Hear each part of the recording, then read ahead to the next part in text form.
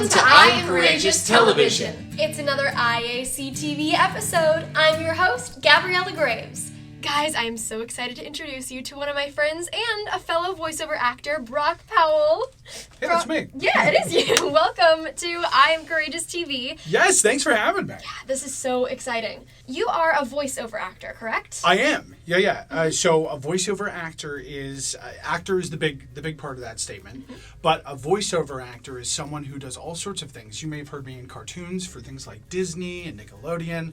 If you play video games, you may have heard my voice in those. But it can also mean like radio commercials, or if you go to a grocery store and scan something and someone says, "Please put it in the bag." All that stuff are voiceover actors, and it's a really cool world. Where did you get into voiceover acting? How did this become a thing? Gosh, well, I've been doing silly voices as long as I can remember. Mm-hmm. I used to sit at the lunch table and do impressions of teachers. At the time, you know, the Batman, the Christian Bale Batman had just come out, and I'd sit at the lunch table, and I could do all these impressions of these characters, and I found that, like, it was a great way to make people laugh and make friends, and so it really started out as like a social thing. Yeah. Because I grew up in Vegas, and I did stand-up comedy, and I would do impressions in my act.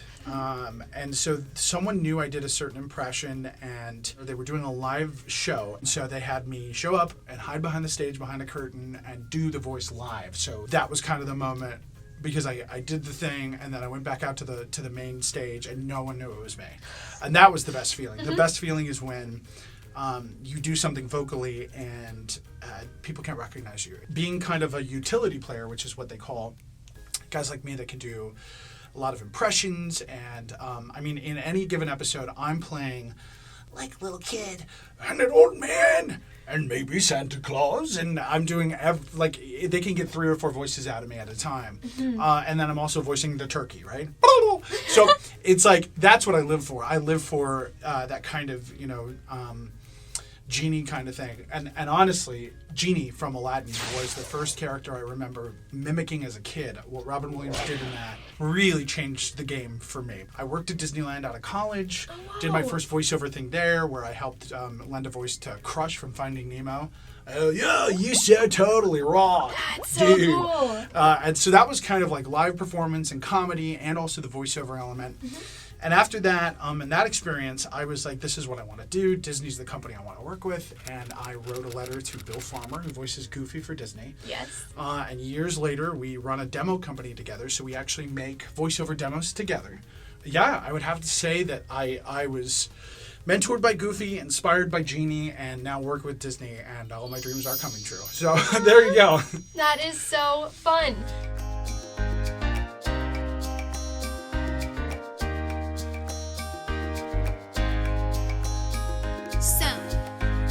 Stay, but can't find peace while sitting still. I guess we never will. We're underway, we won't hurry back again. The journey is the end. Oh, I love this very moment. We're speeding up, not slowing. We might know we can't win, but we're still gonna try. We're going, there's no maybe. That's why they called us crazy. And we'll say if anybody asked us, hey, where you gonna go? We're off to see the world. We don't need to know.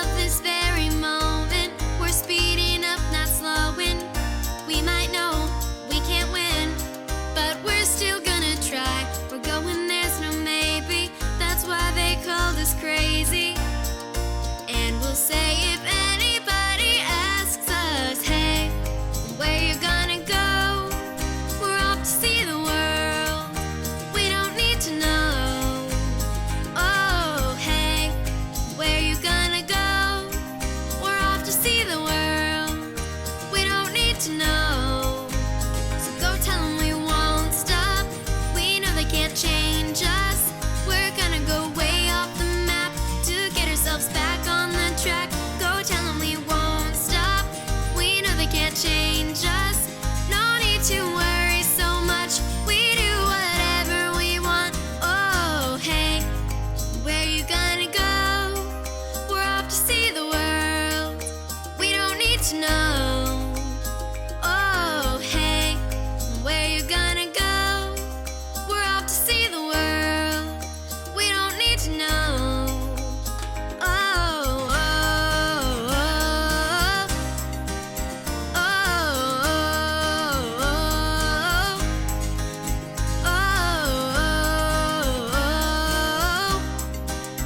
oh, we're off to see the world.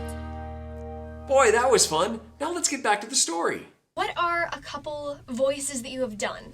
Well, one of my favorites is I was the Kool-Aid Man for a long time. That is so cool. So did you actually get to bust through a wall? You know what's so funny is there was a commercial. The first commercial I did had me with as the Kool-Aid Man and Flo from Progressive, and they had another actor was in the suit, but they actually built out this really huge picture, and the guy got to run through the wall. Guys, I'm sitting here with the Kool-Aid Man. Oh yeah, That is awesome. Nice, very right. nice. Gotta work it in. Yes, of course, always. The thing I'm most excited about right now is I work on a show called Mickey Mouse Funhouse. Mm-hmm. So I get to work with characters that I grew up on and my parents grew up watching. Mickey and Minnie and Goofy and Donald and a whole new group. I play Teddy the doghouse, who's a literal doghouse that talks like a dog, who's best friends with Pluto. That's so fun. Yeah. Which is really, really fun. Yeah, and I get to be a weasel with the Weasel Gang, so I get to be a bad guy in the Disney World, which is really, really cool. When you record, how long does it usually take to record an episode? And do you record with the other cast members, or how does it work? Okay, so for animation, most animation is somewhere between 11 minutes and 22 minutes. So if it's a small Disney Junior script, I'm often recording like 3 or 4 of those at a time. Yep. Then for like the more teen animation stuff with the longer run times of like 22 minutes, you know, sometimes there's specialty episodes where you're singing or you're playing another character. There's a show I'm working on where the character changes their accent in every episode. Oh. So it's really, really fun because you really just don't know. And then for video games, that is a lot of work. And you're doing everything. You're doing jump sounds and efforts. One of the things I'm also very, very passionate about is vocal safety because what we get asked to do, these aren't things, because I do animal sounds and creature sounds, I'm doing things the human voice literally is not designed to do. Right. So you have to be really, really careful when you're doing these things, because if you push your voice too much, it's certain character voices, if you think of like Mickey Mouse, right? Gosh, that's a high voice, that's a trick voice that goes into the falsetto, that's not really bothering you too much. But like SpongeBob, I'm ready, gah! So we're pinching here, which can after a while kind of grate on you, so you have to be really careful. But then if you think of like Pumbaa, right? Gee, Timon! That's a really, really pushed voice. There's a lot of texture on there. So the more affectation I'm doing, the more I'm adding to my voice, the more careful I have to be, and probably the less amount of time I can do, or the longer the warm-up needs to be, or the longer the break. In the world of video games especially, there's so much more content that you're covering because video games can be up to 60 to 70 hours. Wow. And a lot of them are really intense. So these games where these actors are jumping and doing all these effort sounds and the battle cries, those can be, even though they're really short bursts of sound, an actor has to stand there for 4 hours and go, targeted my sights. Yeah, yeah, yeah. In fact, if you wanted to learn how to do that. Yeah, I'd love to learn some battle cries. You know, this is about being courageous, and nothing more courageous than fighting a battle. So I'll show you how to do just a really simple So go ahead, and what we're doing is an A sound with an H, a hard H. The consonant at the top makes it easier to do on your voice. So you never want to do just like an A, oh, you want to put a small soft H in there. Ho, which helps give you that like, ho, ho. So what we're doing is a har, not like a laugh, but like a war. And you want to think tall, and like you got your spear and your shield. And so we'll just put H-A-R together and make sure it's coming from the diaphragm. The diaphragm is the muscle below your lungs that helps you breathe. And on 3, we'll go 1, 2, 3. Cool. So if you need to be courageous, then use your battle cry. Let's do it one more time. Okay. Awesome. 1, 2, 3. Hey, I think it might be joke time. Let's see. Hey everyone, it's Ashley Argota. I am an actress and a singer. You might have seen me on shows on Nickelodeon and Disney, like True Jackson BP, or How to Build a Better Boy, or Lab Rats maybe. I'm here to share some of my favorite jokes with you. Why was 6 afraid of 7? Because 7, 8, 9. Always been one of my favorite jokes. How do you get a squirrel to like you? Act like a nut. But All right, last one. What do you call a dog magician? A labracadabrador. Thank you and good night. Bye, everyone. That was funny. All right, let's go back to the story. If there was any character that you could voice Oh, in the boy. world, is there one that has always captured your interest and has been one that you've always wanted to do? I'd say the character that I've always really connected with is Winnie the Pooh Bear. And I've always had some weird run-ins through my life, whether it's like at a young age with the stories, and my grandma used to read those to me, and then as a young actor, I played Pooh Bear in some community theater. But the thing about Pooh Bear is he sort of lives here, and he doesn't really have anywhere to go. So there's something about that voice and the whimsy and the wisdom and that feeling of it. I talk very fast, obviously. I really should probably do Tigger because I tend to be bouncy. But he's actually not the character I connect with the most. I connect with Pooh Bear and this idea of, oh, and it's never quite. He's positive in a sense of he's equally baffled by everything, and so putting yourself in the headspace of these characters is a lot of fun. Yeah, I mean, I've had a chance to step into characters that are sort of current classics. You know, I've done some sound-alike work for Hotel Transylvania, where when Adam can't come out of the coffin, I don't say blah, blah, blah. And on the most recent movie, there's another actor in there, because we do share the voices. As an actor, you learn more about yourself when you don't get the job Yes. than you do when you do. Very true. So how someone handles, rejection and tribulation is often more revealing than when someone's having a victory. And I think in life, and whether that's career or whatever, when you go through something that's challenging, let's take it back to video games, right? Yeah. And this is a piece of advice I heard. You know you're going in the right direction in a video game if things get harder. That's Right? true. Because you're not heading in the right direction if it's Mario or Pac-Man, if there's nothing in your way, right? So remember, sometimes when you're hitting that resistance, it actually means you're about to level up. And so that's something I like to remember. That is such great advice. Thank you for You're that. welcome. We were talking about impressions, Yes. and would you be able to do a couple for Sure. us? Could you mentioned that you did Batman as one of your first impressions. Yes. Could you pull out that Batman voice? Be happy to. So, and in fact, why don't I show you how to do it as well? Yeah, please. So, Batman in general has a very gruff voice. And part of the idea is he is Bruce Wayne by day and he's Batman by night. So he can't sound like Bruce Wayne, so he has to kind of affect his voice a little bit. The actor in that, Christian Bale, had a very particular way of holding his mouth. Christian Bale is British, and when he's affecting an American dialect, he holds his mouth like this. So the first thing to do for that Batman impression is to keep your mouth sort of like you had some lemon, okay? Okay. So go ahead. So there you go, kind of like a fish. Yeah, there you go, perfect. And then what we're going to do is we're going to take a little bit like we just had a bad cough, right? Right. Yeah, there you go. A little bit gruff. Yeah, a little gruff. And then the third thing is he always kind of whispers. So that's the last thing we're going to layer in. Okay. So even more, a little more whispery. Little whisper. Yeah, there you go. Very cool. It's not who you are that defines you. It's what you do. So there you go. So that's That is Christian Bale's Batman. awesome. And it's like almost like a rattly kind of whispery thing.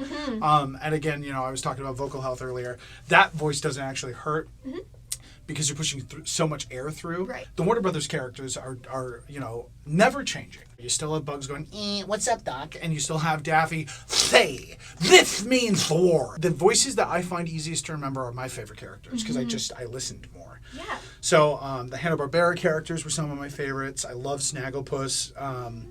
Exit, stage left even. Heavens to Murgatroyd, Snagglepuss even. Maybe we could take a look at Courage here? I real quick? would love that. Mr. Courage needs his own little voice. Let's tie it all together here. I'm going to say, looking at Courage, one of the first things I would look at is the snoot. So he has this kind of like coconut mouth, which kind of makes me feel like his teeth aren't out. He's not very vicious, right? The first thing I'm looking at is he may be courageous, but he's not mean. He doesn't have a scowl. And he's sort of round, and obviously he's fluffy. And so I think somewhere here would kind of start, this kind of like little mouth here. Yeah. But he's got a roar because he's a lion. So I think what I would sort of figure out is, roar, I could do that. King of the jungle. Roar! Sorry, I didn't mean to scare you. So there you go. Yeah, so we gave him a little bit of that bottom lip there. Took the teeth out of it, kind of made it a little rounder. If someone were like, hey, Brock, that was really good, we want something that sounds more traditionally lion, right? Right. So then obviously you think of what a lion sounds like. So we'll probably get into here. But he's little, so we might get a little higher, and then make him a little grumpier, because, I'm a lion, I don't want to wear this long t-shirt. I don't even have shoes. Oh, I used to be king of the jungle. Right? Give him a little bit more roar to it. Yeah, a little more attitude. The lesson that I was taught that I always want to tell people is, if it's funny, you're probably doing something right. If it's funny to you, you're probably on the right track. And I think if you can translate, I told you I started at a lunch table. If you can make it feel like the people in the room and even the people on the other end of the audience are part of that conversation, makes it feel intimate, makes it feel fun, and makes it feel like everyone's a part of the game. Right. And I think that's the sign of great acting and animation is you feel like you're on the adventure. That's why people get so invested in this stuff. Yeah. Ooh, I think it's music time. Let's go.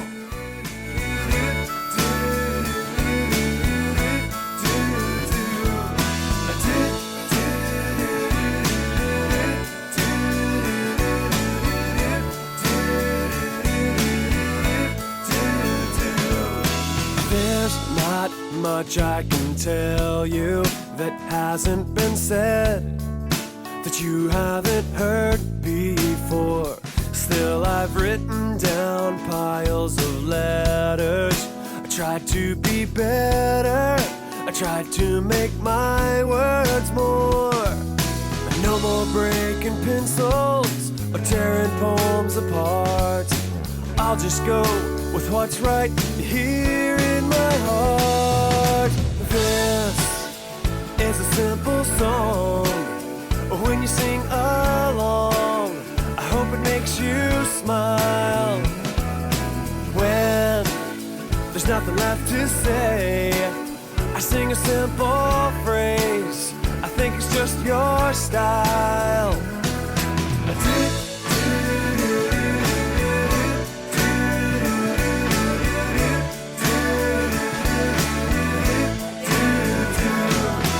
There's so much I can tell you that can be said without ever using words. All I want you to hear, my heart to your ear, is how you have changed my world. I'll leave heavy novels to someone else's pen. I hope you like what I've got. Let me sing again. This is a simple song. When you sing along, I hope it makes you smile. When there's nothing left to say, I sing a simple phrase. I think it's just your style.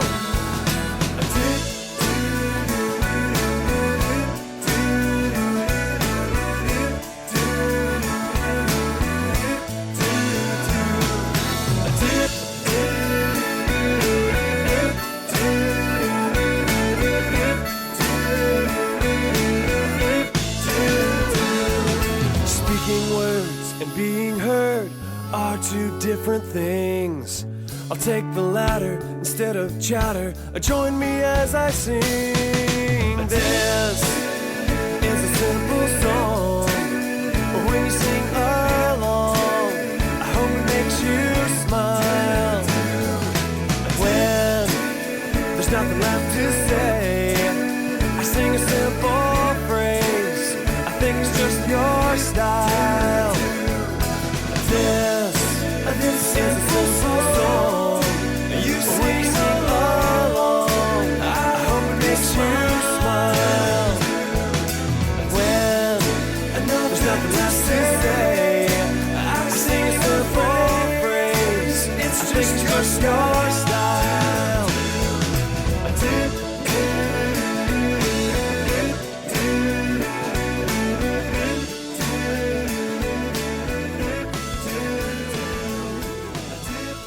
What a great song.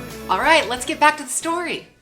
So when you're doing animation, do you lip sync to the animation? Do you have to match their lips, or do you do the voice and they animate to you? So, sometimes, depending on what kind of animation it is. So anime, which would be considered like Japanese animation, True. where it's been created somewhere and then we're lip syncing to picture. But for the most part, animation is what we call prelay. And prelay means not like Lay's potato chips.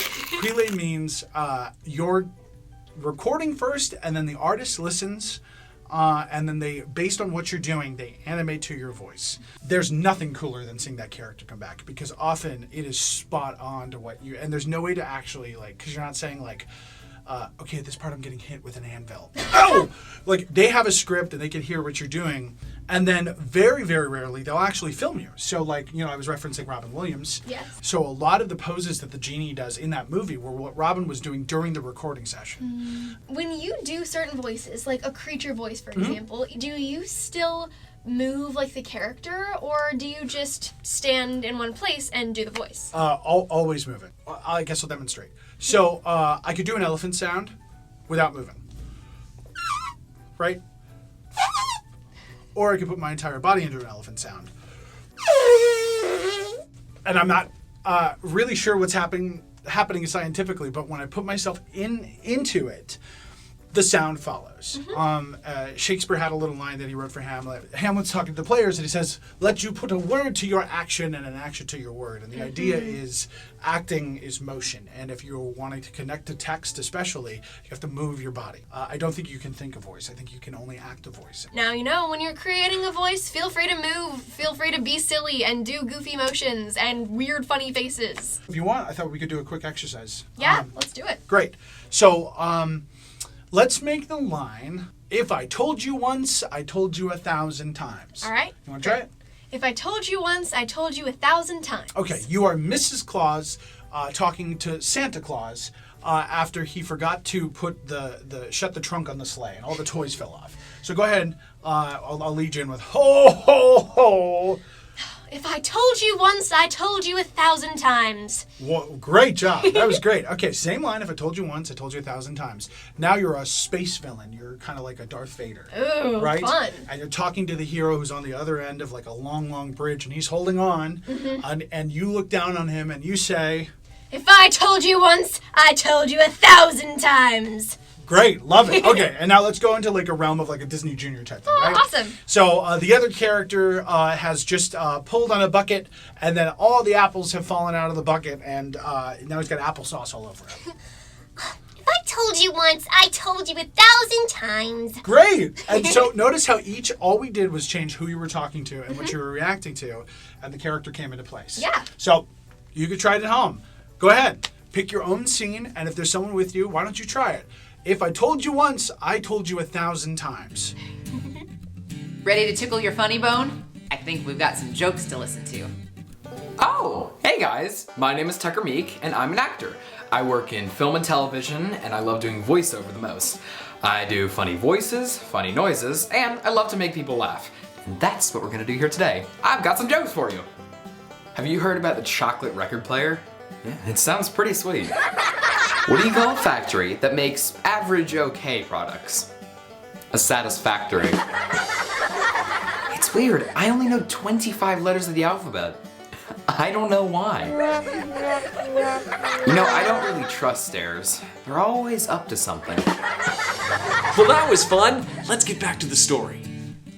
So, creature voices. Yes. I'm going to show you how to do a little monster, a medium-sized monster, and then a big monster. Ooh, fun. Okay, but don't let the size trick you, because it's not just about how big they are, it's about their attitude. So let's start with a tiny character that we imagine is sort of like a gremlin, right? It's sort of cute at first, and then it's vicious. So we want to come up with a sound that's sort of like a purr, and then into a hiss where we see the rows and rows of teeth. So why don't we start with a little cute purr sound? I'll go first.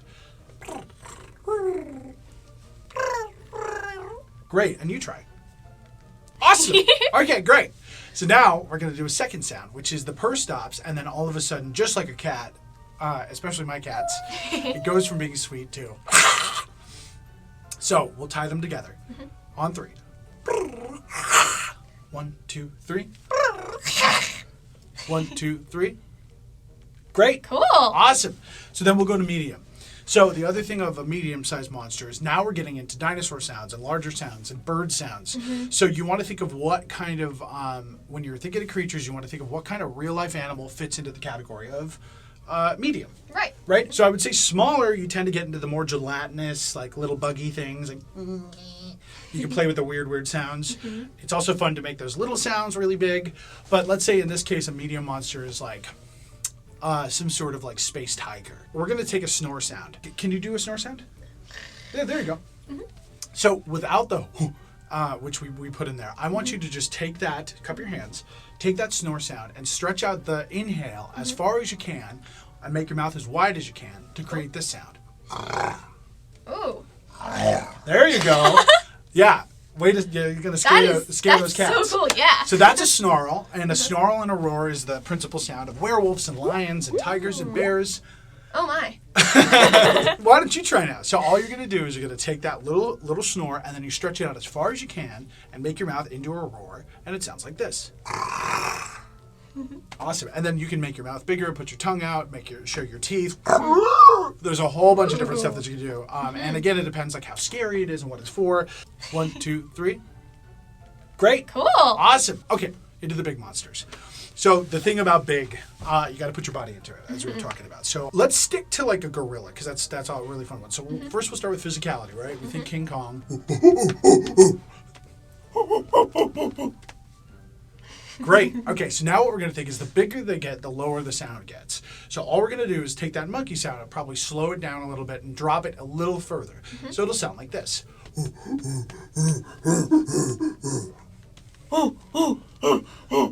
There we go. So we got the right tempo, we got the right sound, but now we're going to put the attitude in here. So now we have to think of what he wants. So King Kong famously is on the Empire State Building. So let's go ahead and have him hanging on something, and he's kicking, and we combine all three, and we go.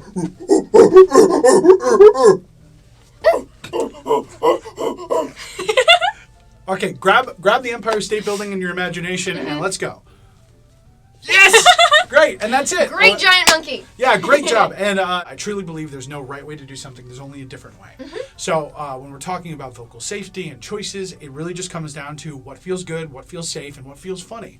So Brock, has there ever been a time where you have needed to have a lot of courage in the voiceover industry? It's every day. I think it's one of those things that when you talk about what you do for a living, I play pretend all the time. And as fun as that is, that means putting yourself out there a lot and making really crazy choices and sometimes missing the mark, because in order to achieve anything creatively, I think you have to take risks. I think not trying makes you look weirder than whatever you have to do to make the sound. Do you have a motto that you live by or a piece of advice that you can share with these kids before we leave? I think one of the things to remember that no matter what happens in your life and what you want to do, that someone else's success is not your failure. So I think it's really important to remember that the things that are meant for us, it does not mean that we give up when things are hard, and it doesn't mean that we don't try to get things.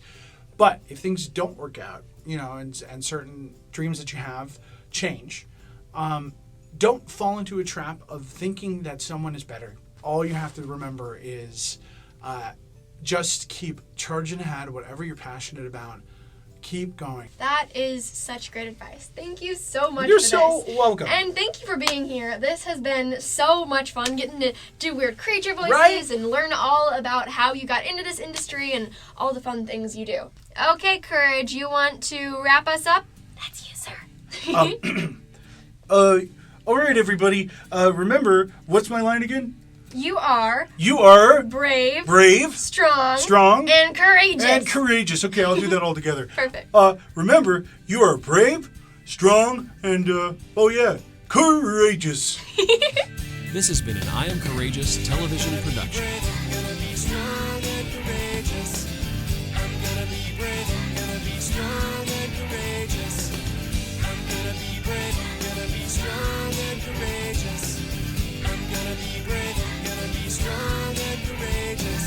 I Am Courageous is supported by viewers like you.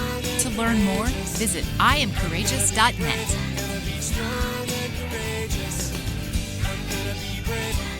strong and courageous.